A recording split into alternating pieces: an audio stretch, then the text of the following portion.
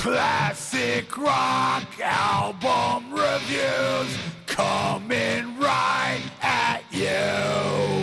Hey, bang bang pizza skulls and SHMACKEMAGOB. This is a donation from my awesome buddy from Chicago, Wilson. Wilson is a really cool subscriber and friend of the channel. All the subscribers are friends of my channel. Now you know what I'm going to talk about. An awesome album, my favorite album from this artist. But before I get into that, I like this album. Well, I love this album. It's a good album. Blue Cheer. But fuck them. You know, people that say this band invented metal, no. This is the band that invented metal. In my opinion. This is my opinion. This is my channel. Suck on it if you don't agree. Or, I mean, you don't have to agree. I mean, but if you're going to argue about it, your argument is mute. Because what the hell was Blue Cheer doing before the great Hendrix was doing before them? No different. I mean, except, you know, I like Hendrix more, but they were no more heavy metal, as some of you would say, than Spanish Castle Magic. Come on, man. Give me a break. You know, the first Are You Experienced album, those songs, I mean, what the hell is so different? Don't be racist. This man did it first. And this is my favorite Jimi Hendrix album. And I own a lot of Hendrix stuff. I mean, I own a boatload of stuff, you know, after he passed away, all that shit they released. Should have pulled it all out. But I basically try to keep up with everything he releases. And I love it. I love the stuff he's done after, you know, the posthumous releases afterwards. But I love Our Experience. I love Electric Ladyland. The only three releases he did while he was alive. I love Band of Gypsies. But man, this one, man, it's just so, I don't know. You know, the thing about Hendrix is that he's very underrated. And I'll explain as we go along. Okay? Well, I will say one thing underrated about Jimi Hendrix is how Mitch Mitchell and Noel Redding aren't really talked about as much. I mean, those guys were just amazing. Amazing players. Just unbelievable. So, Wilson wanted me to go through this, so here we go. The first track is, what's that weird song called again? EXP. Which, by the way, this is with all the lyrics and stuff.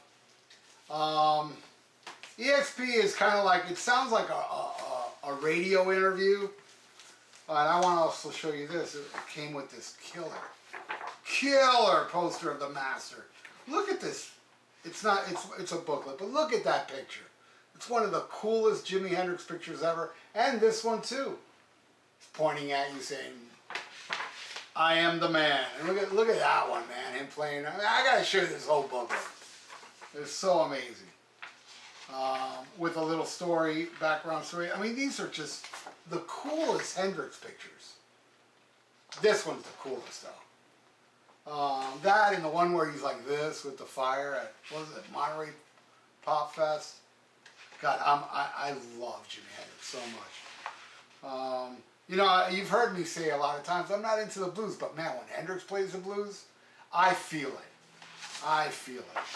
Even though there's not really that much blues on this album, but you know, stuff like Red House and Hear My Train A-Comin'. I mean, I love that stuff. Alright, so let's get into it. The first track is EXP, which it sounds like almost like a radio interview, you know, with Hendrix, but it's all trippy and the voices, the modulations, I guess you call it. Gets all fucking warbly and shit. It's just a great little intro, a weird, trippy intro.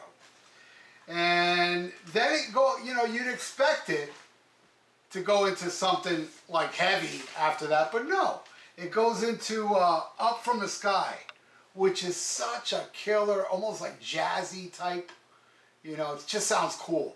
You ever seen that episode of the Flintstones when Fred Flintstone hires a private investigator to because he thinks Barney's cheating on Wilma, and that guy walks to doom doom doom doom. Then he's in the car with a bunch of chicks. This song reminds me of that. Listen to that song. It reminds me of that private detective walking. Doom doom doom. Oh man, if you haven't seen that episode, the Flintstones rule. By the way, a little tidbit on the Flintstones. You want to talk about getting off topic. I forgot what episode. It's in season 2. I live in Hialeah, Florida. In season 2, Fred Flintstone was at the Hialeah horse track. Yep, there's a scene where Wilma is going through a picture album. She goes, "Here we are at the Hialeah horse track." True story. I mean, type in Google Flintstones Hialeah, you'll see it yourself. But anyway, what a killer song. And again, genius playing.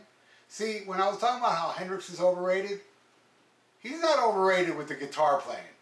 He's perfectly rated as a guitar player. Perfectly. Perfectly rated. He's underrated in other stuff, as I'll get into it. The next song, Spanish Castle Magic. Again, what did Blue Cheer do any different than that? And this album predates Blue Cheer by a whole year. You know, and there's an album before this, okay? Spanish Castle Magic, damn, man. Very far away. Da-da-dun-dun, da-da-dun-dun. Hold on, my darling. Man, Hendrix's voice is just perfect. Everything about Hendrix is perfection to me. Though it doesn't sound like, you know, like your Heaven and Hell by Sabbath, where it's so perfect, which I love Heaven and Hell by Sabbath. But this is kind of like a perfection with a organic human quality that I don't think's ever been matched. Seriously. As far as like that kind of, you know, Sabbath had it too. But Sabbath was a 4-piece, and this was, I would say this was even a little more organic than Sabbath. All right, and then we go into, oh my God, what a great song. Wait Until Tomorrow. It's got this melodic, you know, it's melodic, it's heavy, it's a masterpiece, man. Wait Until Tomorrow is a really, really underrated tune from Hendrix, if you ask me. It's one of his dark horse songs, I would say. What's that going against? What's that going against? Like if I'm doing a track by track, it's a donation. All my donations are track by track. That's why I got a little confused here. I got a donation to review an album, which is awesome. But then again, I don't expect nothing less from Wilson and Chicago. The man is awesome. Ain't No Tellin'. This song is less than 2 minutes, but it makes its point. It actually has changes too. It's a killer rockin' tune. Oh my God, I just love it. It's just like, it's less than 2 minutes, but it pimp slaps you before the 2 minutes are done. You know, you don't get too hurt because it's only 2 minutes of pimp slapping your ass. Wait Until Tomorrow, amazing. All right, here we go. Next track, Little Wing. Here's where I'm going to talk about how this man is so underrated. And I can say it about the songs I just talked about before. His song structures, the way he like blends those, you know, the guitar work and that you hear those little bells. It's just, the guy was a genius, underrated songwriter. And it doesn't stop there. He was a genius, underrated lyricist. Listen to those lyrics like butterflies and zebras and moonbeams and fairy tales. God, it's so beautiful. It's so, and again, organic and inventive. Jimi Hendrix, man. Amazing. Little Wing, just the song structure, and then how it ends with that very masterful, emotional guitar solo. He's a god. He's too good for this earth. That's why he left it. That's why he's part of the 27 Club. All right. Next one. Oh, man. Oh, my God. one of the coolest songs ever written, ever. If 6 was 9. Dun-dun. If the hippies cut off all their hair, I don't care. And you know, I mean, obviously, I was only like, I was like two or three when this album came out. So obviously, I didn't know about Hendrix till he passed away. After he passed away, but listening to this song, even to today, from the first time I heard it to today, it's like he's speaking to me from beyond the grave. You know, the part where it gets all trippy and I'll live my life how I want to, and a conservative with their plastic this and that. Man, it sounds like, you know, this guy's eternal. You know, he may be gone in his life and his physical being, but his spirit and his music, it really does, like, it speaks from beyond the grave. It really does. And this song does it so well when it gets all trippy. And I'm gonna, you know, I'm gonna, what is it? Hold my freak flag high. I mean, it's a very rebellious song too. It's like, because, you know, at the time with the hippies and stuff, the older generation was like really bashing them and this and that. And you know, this is a song of him saying, you know, F you all. You know, I'm gonna trip out and do all this shit and live my life as I want to. Unfortunately, it took his life. You know, that's the bad thing. That's the bad thing about drugs and stuff, man. Hendrix, you know, he partaked in a lot, but he lived his life, man, like he wanted to. And now he's speaking to you from beyond the grave. At least he is to me. And anybody that's watching this, come on, if you're a Hendrix fan, don't you feel that? Don't you feel that Hendrix, when you listen to Hendrix music, it's like he's still alive? And he's like talking to you like, hey man, this is how it's like in the afterlife. Because a lot of his lyrics and phrasing and stuff sounds like somebody that's not of this earth, that has already left this earth. That's what I get out of Jimi Hendrix. What's next? And that's only side one. And this album's kind of short, but it makes a point. The next one is, oh my God, You Got Me Floating. Round and round. This song, while it's not a radio staple, is a crime.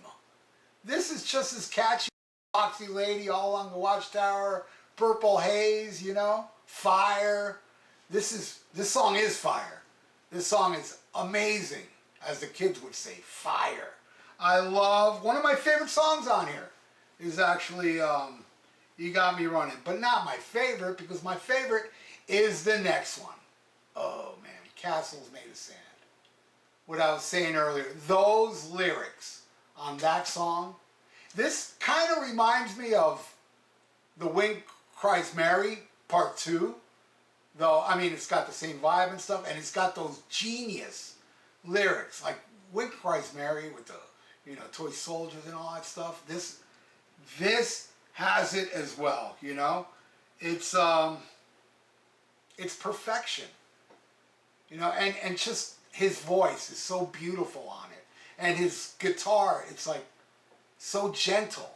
You know, this guy murders the guitar, as we all know.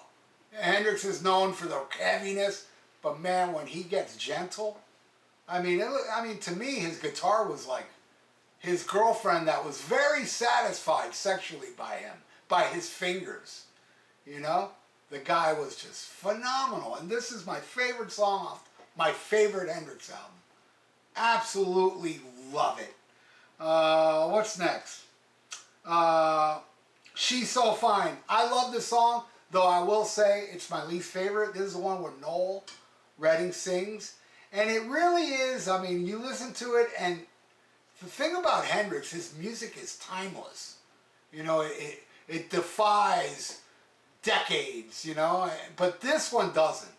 This is the only one that does sound like this was a 60s tune. It does, but I still love it. Don't get me wrong, I'm not bashing this song at all, but it is kind of like stuck in that moment. It's kind of like Eddie Trunk, who's stuck in the 70s, 80s. This one's kind of stuck in the 60s, but still, it's a cool, you know, kind of melodic 60s type track. I dig it, even though it is my least favorite. This album, all killer, no filler. All right, next is, what's after this?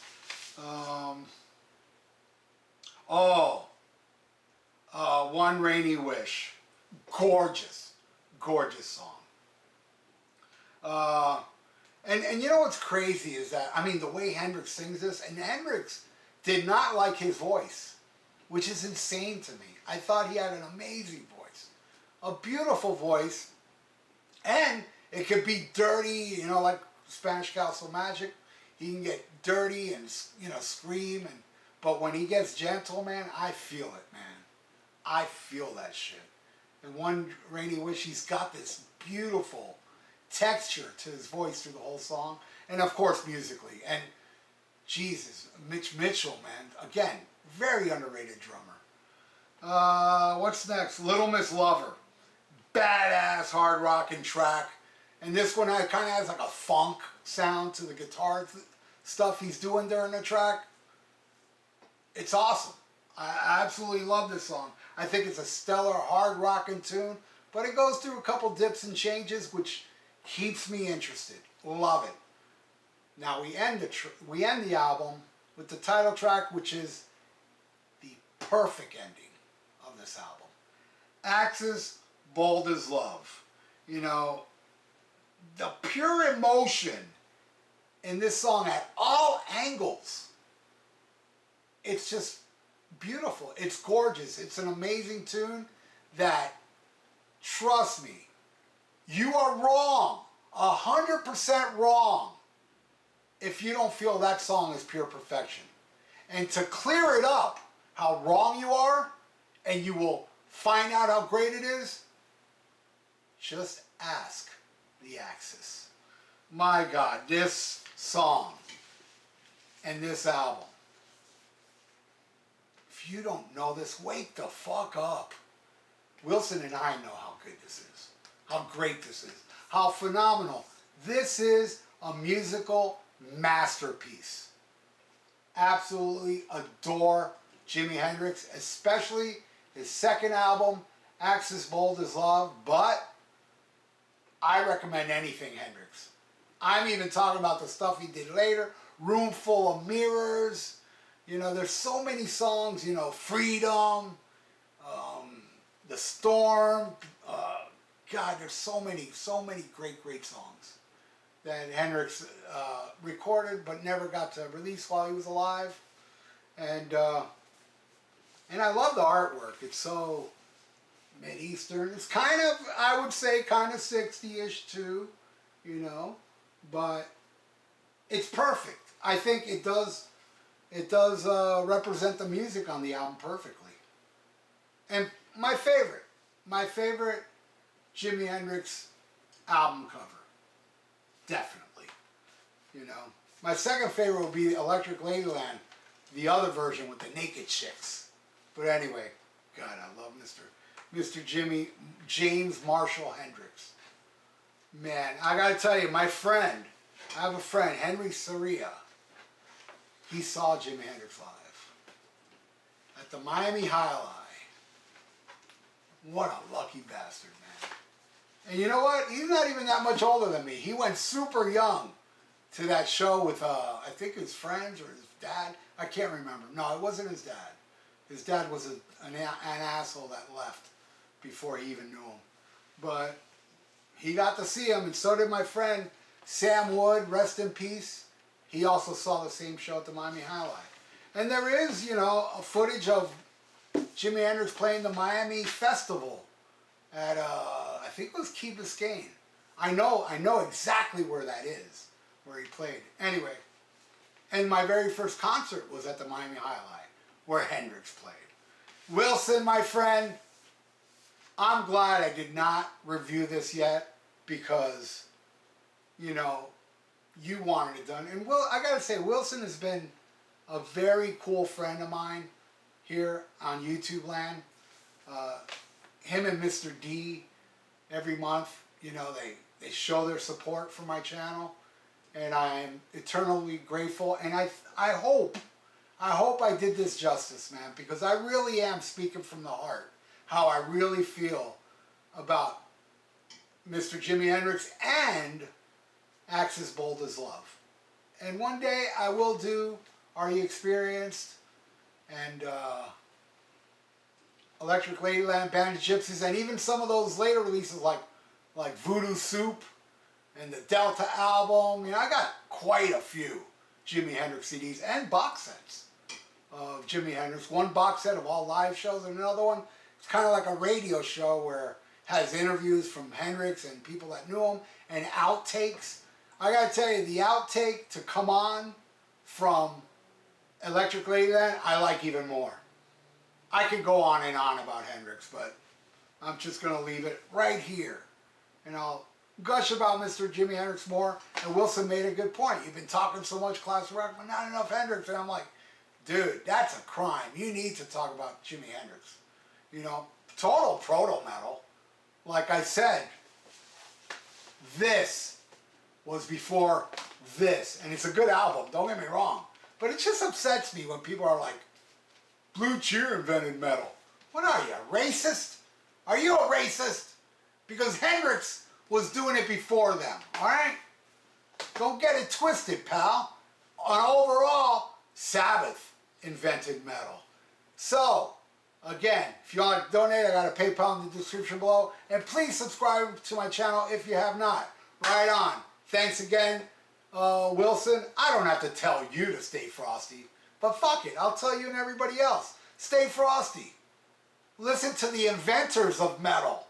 Not Blue Cheer, fuck them. Black Sabbath. And SHMACKEMAGOB. Bang, bang, pizza skulls.